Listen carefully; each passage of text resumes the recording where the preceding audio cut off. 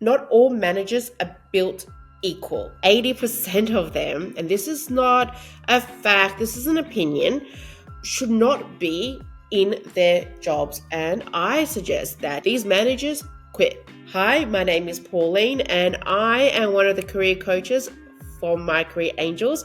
And this is our podcast, Career Reshaped. So welcome. Hey, it's Natasha. And I'm Pauline.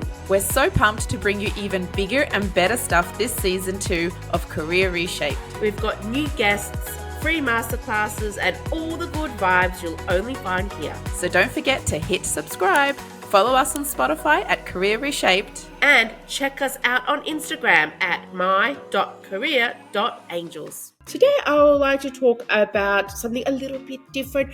I want to use this platform to not just educate, but connect. And I am sure that many of you really don't like your manager, and you will be very happy to stand them up and walk them out. And I can tell you, as a HR individual, HR manager myself, that I empathize, I sympathize, and I agree. Whoever your manager is, I agree.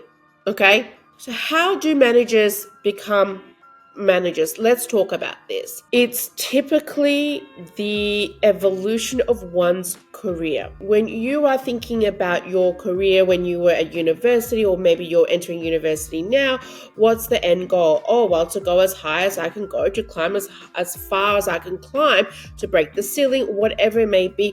The goal of the role is to be a manager, a leader, but not everyone is born to lead. Not all of us are natural leaders. And yes, whilst it can be taught, if you are not that interested in actually leading and managing and just looking for the money and the title, then it doesn't matter what lessons are given to you, you will not accept it.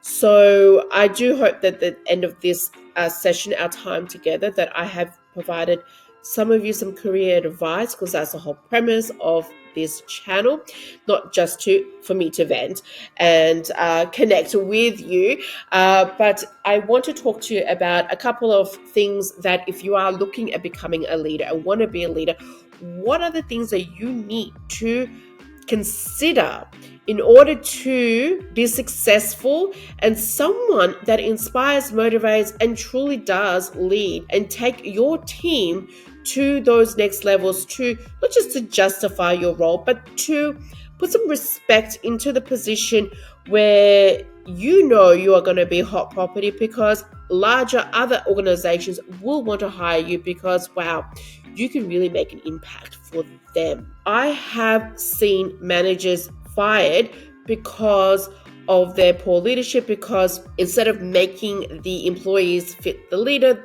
the company wanted the leader to fit the employees. Bravo, I agree with that, because, well, majority outweighs minority.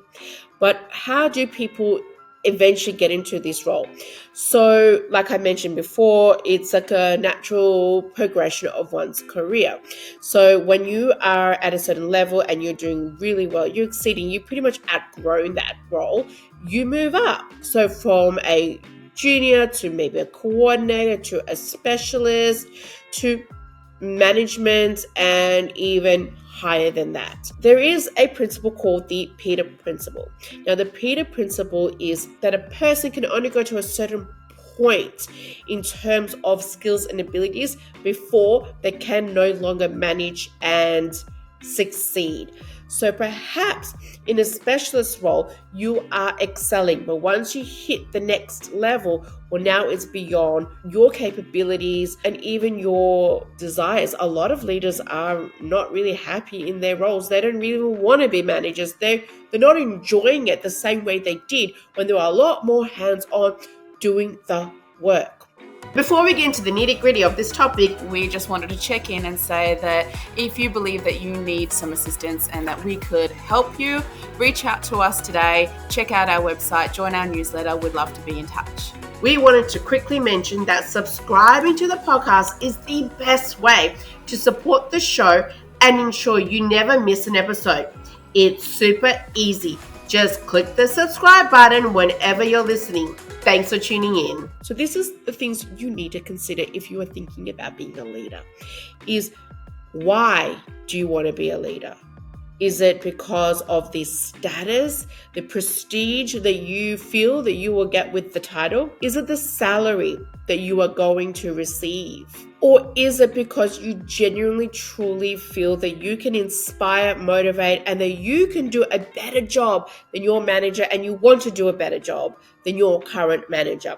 So what is the motivation? Now, I'm not dismissing status I am. Some job titles are just titles that don't define you or mean anything. But income, of course, income is important. And unfortunately, in Australia especially, a lot of us are paid by our job title rather than the skill and the work that we produce.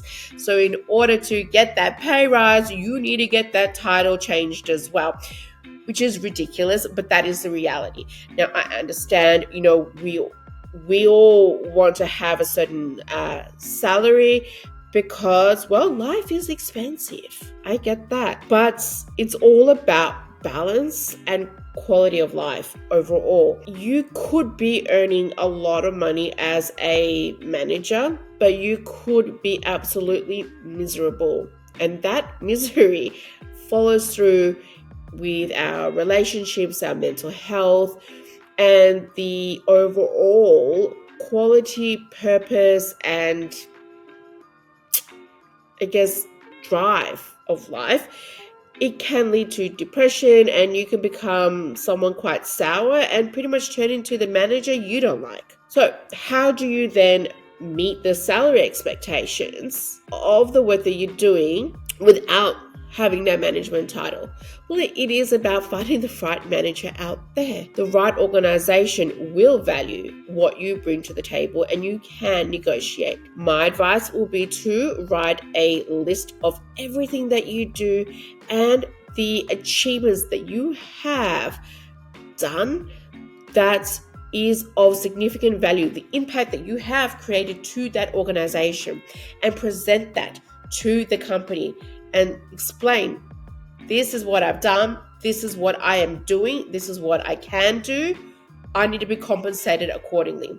If they are not willing to do that, then you can use that information on your resume to show potential other employers who are willing to pay the extra dollar. The other thing is, if you do decide that you want to be a leader, but you just don't have the skills, then go and upskill yourself and take the lessons you've learned seriously. I have been in companies where the leadership is amazing and there's a lot of joy, a lot of enjoyment in coming into work, and a lot of pride taken in the work that we do. I've also worked with leaders who are that bad that the whole company looked grey. Everyone looked depressed. We were all dreary and pretty much counting the hours and the days and the weeks until we had some time off work. Now, that is not really the type of leader that you want. You don't want to be the person that impacts other people's quality of life. So,